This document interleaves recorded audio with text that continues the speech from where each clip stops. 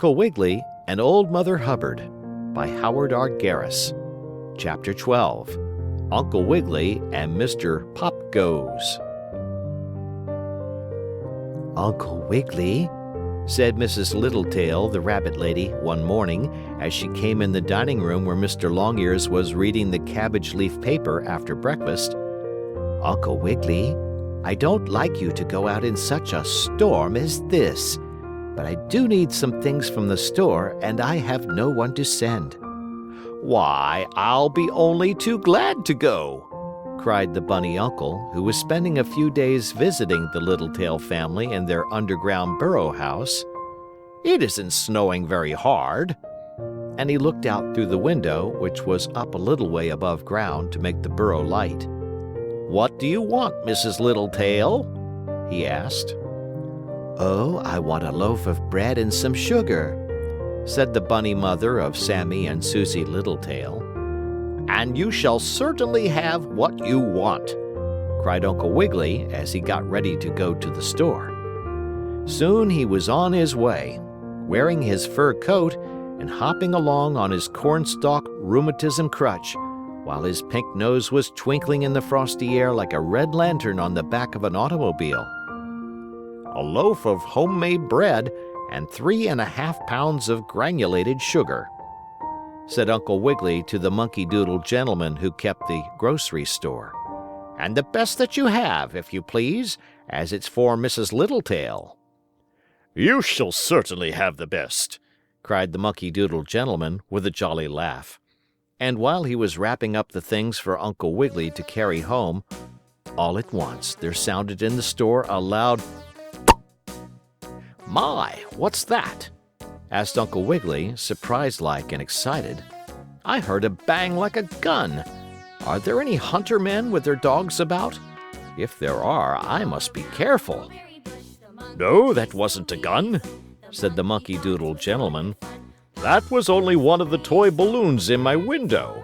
I had some left over from last year, so I blew them up and put them in my window to make it look pretty. Now and then one of them bursts." And just then, surely enough, bang, went another toy balloon, bursting and shriveling all up. Uncle Wiggily looked in the front window of the store and saw some blown-up balloons that had not burst. "I'll take 2 of those," he said to the monkey doodle gentleman. "Sammie and Susie Littletail will like to play with them." "Better take 2 or 3, said the monkey doodle gentleman. "I'll let you have them cheap, as they are old balloons and they will burst easily." So he let the air out of 4 balloons and gave them to Uncle Wiggily to take home to the bunny children. The rabbit gentleman started off through the snowstorm toward the underground house, but he had not gone very far before, just as he was coming out from behind a big stump, he heard voices talking. "Now I'll tell you how we can get those rabbits," Uncle Wiggily heard one voice say. "I'll crawl down in the burrow, and as soon as they see me, they'll be scared and run out. Uncle Wiggily, Mrs. Littletail, the 2 children, Nurse Jane Fuzzy Wuzzy and all. Then you can grab them, Mr. Bigtail. I am glad I happened to meet you." "Aha!" thought Uncle Wiggily. "Mr. Bigtail. I ought to know that name. It's the fox, and he and someone else seem to be after us rabbits. But I thought the fox promised to be good and let me alone. He must have changed his mind." Uncle Wiggily peeked cautiously around the stump, taking care to make no noise. And there he saw a fox and another animal talking. And the rabbit gentleman saw that it was not the fox who had promised to be good, but another one of the same name who was bad. "Yes, I'll go down the hole and drive out the rabbits and you can grab them," said the queer animal. "That's good," growled the fox. "But to whom have I the honor of speaking?" That was his way of asking the name of the other animal, you see. "Oh, I'm called Mr. Pop Goes," said the other. "Mr. Pop Goes, what a queer name," said the fox. and all the while Uncle Wiggily was listening with his big ears and wondering what it all meant. "Oh, Pop Goes isn't all my name," said the queer animal. "Don't you know the story in the book? The monkey chased the cobbler's wife all around the steeple. That's the way the money goes. Pop goes the weasel. I'm Mr. Pop Goes the Weasel, you see. I'm specially good at chasing rabbits." "Oh, I see," barked Mr. Bigtail the fox. "Well, I'll be glad if you can help me get those rabbits. I've been over to that Uncle Wiggily's hollow stump bungalow, but he isn't around." "No, he's visiting the little-tail rabbits," said Mr. Pop Goes the Weasel. "But we'll drive him out." Then Uncle Wiggily felt very badly indeed, for he knew that a weasel is the worst animal a rabbit can have after him. Weasels are very fond of rabbits. They love them so much they want to eat them, and Uncle Wiggily did not want to be eaten, even by Mr. Pop Goes. "Oh dear," he thought. "What can I do to scare away the bad fox and Mr. Pop Goes, the weasel? Oh dear." Then he thought of the toy balloons that made a noise like a gun when they were blown up and burst. "The very thing," thought the rabbit gentleman. Carefully, as he hid behind the stump, Uncle Wiggily took out one of the toy balloons. Carefully he blew it up, bigger and bigger and bigger, until all at once, bang! Exploded the toy balloon, even making Uncle Wiggily jump.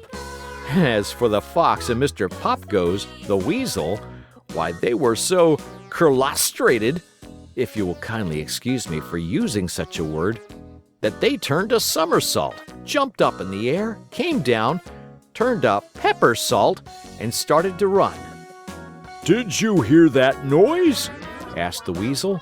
"That was a pop, and whenever I hear a pop, I have to go, and I'm going fast." "So am I," barked the fox. "That was a hunter with a gun after us, I guess. We'll get those rabbits some other time."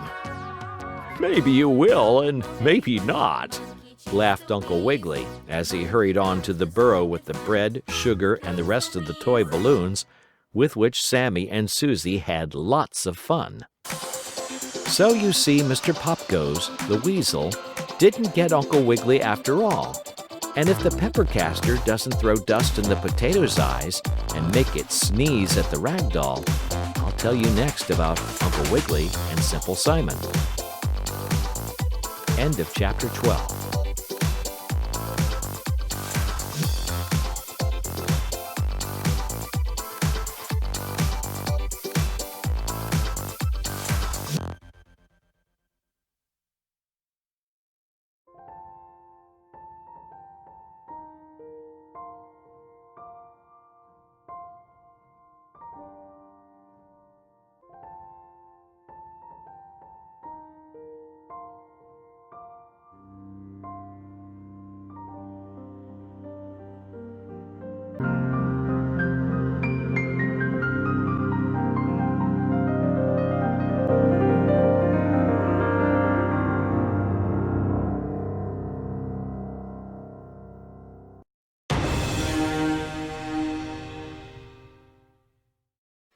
Thank you for coming, Clover. I have news for you. I figured out how to use the equipment in the secret Bunny Rabbit archive to access the web.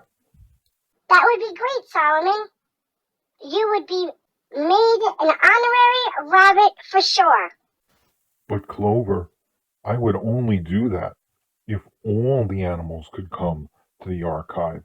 If it would be an archive for all creatures, a library for all the animals and bugs and insects.